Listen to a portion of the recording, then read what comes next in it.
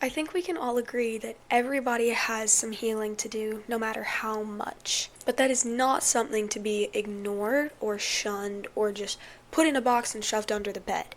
Not at all. We are called to acknowledge our pain and go find a way to be healed and to work on it. Well, hello everyone and welcome to POV, etc., the podcast where we go through situations, solutions, and surrender. I'm your host, Lucy Ford. If we have never met, I'm so glad you're here, and if we have before, thank you again for joining me. First, I'm going to start this episode by reading our verse of the day that we're going to base this episode off of. Today we have Mark 5, verse 34. It says, "Daughter," he said, "your faith has saved you. Go in peace and be healed from your affliction." Think about this. Jesus didn't say, "Your faith has saved you, now go and ignore all your problems and pretend that nothing bad ever happened." No.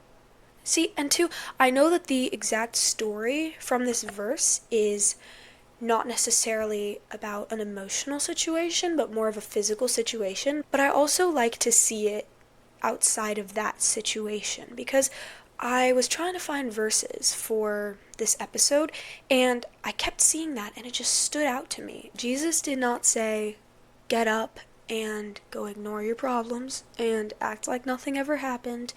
Go pretend that you and your parents didn't just argue. Go date someone else and pretend that you're not absolutely heartbroken. Don't act like you don't care that that friend just gossiped behind your back when you thought she was trustworthy, or he says, go in peace and be healed from your affliction. Which leads me to the first kind of topic that I want to start with, is you have to learn to make peace with permanent feelings. I personally have been through a really long journey with this situation that I'm not going to go into on a deeper level, but something was there and I kept pretending that it had gone away, and it really hurt me having to pretend that something wasn't still tugging at me in my heart and in my head, and that it wasn't bothering me and it wasn't taking up a lot of my mental space. It had lasted a really long time, that affliction, and in the end I realized I have to make peace with this because this is very obviously not going away. And I have learned to make peace with those feelings because I know that they're not going away. And it's kind of difficult to see what that looks like, but I found myself, when I was feeling these feelings, I was immediately seeing them as bad when they were not necessarily bad feelings. And my brain immediately went, oh, this is bad. Oh, this is just going to ruin everything, that this is bothering you. But it's really not. It's really not. I mean, of course, there's a bunch of different situations that may contradict this, but I feel like some permanent feelings may not always be bad. So when you have this little thing that keeps tugging at you, it doesn't have to be wrong for you to have these emotions, because most likely a permanent emotion isn't always going to be something with no reason to it. And I'm not saying, oh, hold that grudge on that person or whatever, but if you're in pain, it's okay to be in pain. You don't have to see this pain and automatically think, oh my gosh, I'm in pain again. This is so frustrating. This is so sad that I'm in pain again. I just can't believe this. You don't have to recognize it as something wrong or something bad. A permanent feeling does not have to be an issue, because I had recognized myself seeing that feeling as bad. Like, this is going to ruin everything. You've got to start redirecting your mind, and when you feel these feelings of pain, don't immediately tell yourself, oh, this is so bad, I need to stop being in pain. No, pain is not a bad emotion or feeling. I mean, it doesn't feel good to be in pain, but it's not that it's like a bad thing to go through. It's not wrong. And so just try to redirect your mind, honestly. I know easier said than done. I've said that so many times, but it's almost like I've seen where people, they struggle with negative self-talk. They look in the mirror and they're like, oh my gosh, I look so ugly today, or whatever. And then they practice saying, wait, the next time that they say that, they go, wait, I have to change that. I have to redirect my thought process. And so anytime they say something negative about themselves, they have to force themselves to say 5 things that they like about themselves. So they look in the mirror, they're like, oh, I look so bad today. They're like, wait, I have to recognize this. I see it. I see how I'm reacting. And then I go, I do like my hair. I do like my eye color. I do like etc. They redirect their minds. They're training their brains to recognize things differently. So for me, I feel like whenever you are feeling these emotions and you're automatically like, oh, I just need to stop this. I hate that I'm feeling this way. You need to recognize that and say, pause. You have to put that on pause and say, maybe this isn't wrong for me to feel like this. Maybe I need to stop thinking so badly about how I feel. I mean, it is normal to be in pain.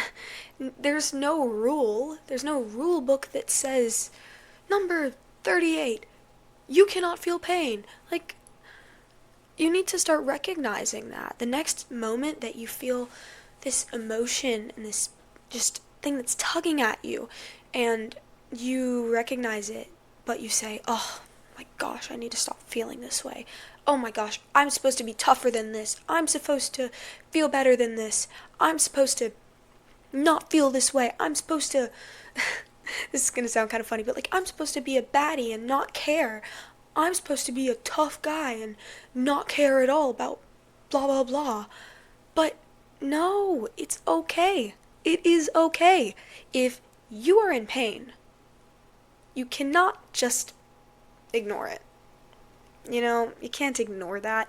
So when you recognize your feelings and you see them in a negative light, you need to switch your mindset and start telling yourself, wait, this is actually normal. It's actually okay for me to feel like this, but how am I going to process through it? Yeah, I'm there. It's hard. I don't enjoy being in this state, but I can't change that. I could ignore it, but that is not at all healthy. So I gotta figure out, how am I gonna process through this? That's the mindset switch we need to all work on. And I've found that personally that has given me a lot of peace, because I remember even recently stuff taking up my entire mental space, but I was seeing these feelings and this pain as a problem, and so then my brain was thinking, how am I going to solve the problem? And I was also thinking, how is this problem going to sway and mess up every situation in my life? And then I kind of switched that mindset. I started telling myself, this doesn't have to be a bad thing. This is actually okay for me to feel like this. It's not wrong. I'm not messing up right now, feeling like this. And it has brought me a lot of peace. And then in being able to recognize that that is not an issue to feel my emotions, I have actually been able to make peace with that, and therefore it starts going on a lower level in the scoreboard of issues in my head, and then slowly, because I have seen it as something that is not a huge issue, it actually stops taking up as much space in my head, because in a way I've solved the problem already. I've stopped seeing it as a problem, and that in itself solves the problem, because there is no more problem, and therefore it's gone. I'm not saying that you have to start telling yourself, oh, it's okay to feel my feelings. Well, I kind of am, but I don't mean it in a sense that you're going to tell yourself that once and then boom, all your problems are solved. I am not at all saying that. I am saying that it is part of the process to healing, is acknowledging the fact that your feelings are not wrong, it's not bad, and making peace with that. And for all my Gilmore Girls fans, it is okay to wallow. So I'm gonna explain this. The main girl goes through a breakup. She's devastated, but she just completely ignores it. She just shut it out, and her mom kept telling her, no, I want you to be able to sit and cry and watch movies and eat ice cream and cry your heart out because of how sad you are, because the fact that she's just completely shutting it out, even though she's devastated, is more draining than the actual feeling of acknowledging it. When you shut out these feelings, it is actually going to drain you so, so badly. And I have been there. I have. I speak from experience. But then she finally just gave in and she was like, I'm ready to wallow now. And it was so sweet. It was so sad though. But it is okay to let that out, and you need to cut out time to feel your feelings, because I know that in this world it is so easy to get caught up in all the stuff going on and then not have time to feel your feelings. But it is actually good to think about your issues and your situation and why you're feeling this way. Maybe you could journal about it. That's a good method. I really one time I was on vacation and I had all these things just going on in my head. I was so that sounds so funny. I was on vacation, but it was really hard. I don't mean it like that. I had a lot of things that were going on socially and emotionally. There was a lot of conflict and also things that I couldn't control that were really frustrating me, because I just wanted to control it and I wanted to control how I felt. But the entire day, all day, I felt awful, but I would not acknowledge it because I was like, I'm on vacation, I want to have fun. And then at night, I had this like horrible feeling in my gut, in my heart, and in my head. And I was like trying to shut it out, just be like, I'm just gonna go to sleep. I could not sleep. And then I just got up. I was just like, okay, I'm just gonna do it. I grabbed my journal and I ended up writing about 1 or 2 full pages of just, this is frustrating me, this is scaring me, this is hurting me, this is bothering me. And it felt so good to just write it all down and just get it out. That gave me so much peace. And then too, seeing some of the things on paper helped me realize just how small it was, and it put it into perspective. So journaling is a great method, and if that's not for you, that's all good. But another good thing is going on a walk, or just sitting by yourself, even just sitting in your room with not scrolling, not listening to music. I mean, instrumental music is good, but for this kind of thing, but just sit with your thoughts sometimes. It's important. You need to be able to listen to yourself, because in the end, you're going to be the one that's with you the whole time. And if you don't have the ability to listen to yourself, then that's not going to go well in the long run. But yeah, make time for feeling that. And you can go wallow. That's good. Also, it does not have to be a whole depressing TV show scene for you to feel your feelings. But it's really important to acknowledge what you're going through. I feel like it's so easy to just completely shut it off. But you gotta acknowledge it if you ever want to heal, because otherwise it actually takes up more of your mental space. Or at least this is for me. It takes up more of your mental space whenever you are trying to put it away, because it keeps wanting to be like, I really need to acknowledge this, and you're just like, no. And if you keep putting it down, it's gonna keep coming back up. But if you just let it sit there, then it'll just dissolve, and it might come back up once or twice, but it's worse to have it keep popping up. That's really how it is, because your brain wants to acknowledge what you're feeling, but then I guess the other part of you is like, no, I just don't want to acknowledge this. So it's gonna keep popping up even more when you don't acknowledge it, because it wants to be acknowledged, opposed to acknowledging it and then it's like, okay, I'm good. Now I got that out.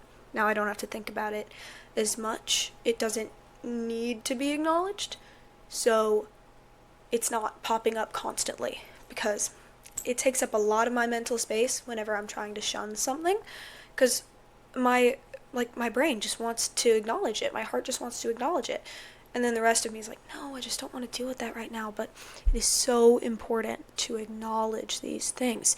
I know I've said it a million times, but it's so important. You've got to stop that.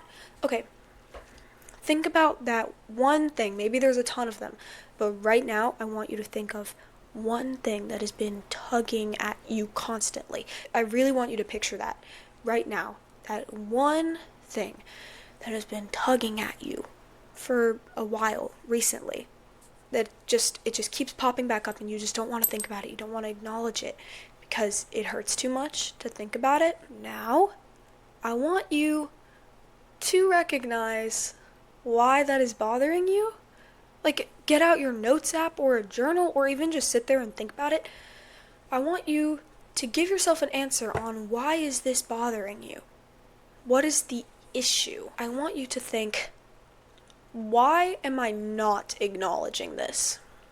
Is it because it's too hard? It's too complicated? It takes too much brain power? If you have that thing that you were able to think of, and you were like, that is bothering me, I keep shunning that for this reason. I want you to recognize that it is okay for you to feel like that. If anyone else was in your shoes, they would be feeling like that too. And I'm not trying to generalize how you're feeling, but it's normal for you to feel your emotions and feel how you feel in situations. It's not wrong for you to be hurt by someone, or stressed, or heartbroken, or any of that. My friend made up a metaphor. I don't know if she heard it somewhere, but for me, all I know is that she made it up. But my friend made up this metaphor one time that if you have an injury, like a really bad cut or something, and it's bleeding and it's bad, but it hurts so much that you're just trying to not think about it because you're like, I'm in so much pain right now, but I really don't want to think about it. And so you just put a Band-Aid over it, and then you just like stop thinking about it. If it's like a deep cut, is it the smartest thing to just put a Band-Aid on it and ignore it? If you just put a Band-Aid over it and leave it there, it's gonna get infected over time. If you don't go to the doctor, if you don't try and find some ointment or whatever that will disinfect and etc. I don't even know. But if all you do is just cover it up with a Band-Aid so you can't see it, you're still gonna feel it. And it's still gonna be there, and it's actually gonna get worse. It's gonna get infected. And then you might have a permanent injury. Think about if you had just taken care of that cut just for once, just for a little bit. It might hurt to spray some stuff on it that's gonna heal it, but think about the different results from just putting a Band-Aid on this deep cut, and then it ends up getting infected, and it still hurts, but you just can't see it. Versus you take care of it, it hurts a little more while you're taking care of it maybe, it takes more time and more effort, but in the end, then it's gonna heal faster. It's not gonna be a permanent injury, I hope, and it's gonna heal. If you cover it up with the Band-Aid, it's gonna get infected. If you acknowledge it and take care of it, it's gonna heal. Another thing that I've thought of is, let's say there's like just this little match in your head, like just a little match, and then it's just a little flame, and then it catches on fire, and you're like, there's fire, and it's hot, and it hurts, and I just want it to go away, so I'm just gonna leave it alone. The fire's gonna spread, actually. What if you keep ignoring this fire? It's gonna get bigger. It's gonna cover more ground. It's gonna start literally overtaking everything. And then you're just like, no, I just don't want to think about the fire right now. Please just give me one more minute to not think about this fire. It's gonna keep spreading. And then before you know it, everything is burning in flames. And you are like, what if I had just grabbed a bucket of water and just dumped it on the fire? And some of you might be to the point where it is almost consuming everything. And I think that's the point where you cannot do it by yourself. You cannot put out an entire fire, a huge fire, with one bucket of water. You gotta go call some firefighters. Does that make sense? You can't do it by yourself. In the end, we are not made to go through journeys alone. We're not made to be in really, really, really bad situations all by ourselves. I really hope that makes sense, because it made sense in my head, and if it didn't make sense to you, please let me know. I will clarify, but I really, really hope that you're able to take what I said into account, because it has helped me so much in a lot of situations I've been through. A few things I want you to take away from this episode is, one, you need to learn to make peace with permanent feelings. So that sometimes means just acknowledging it. Sometimes that means shifting your mindset from, I hate that I'm feeling this way, to, it's okay that I'm feeling this way, and now I just have to figure out how I'm going to go through it. Secondly, it is okay to feel how you're feeling. It is okay to be sad. It's okay to be heartbroken. It's okay to be grieving. It's okay to be upset. It's just a matter of how you deal with it and how you're going to handle that with yourself. 3, you need to make room for your emotions.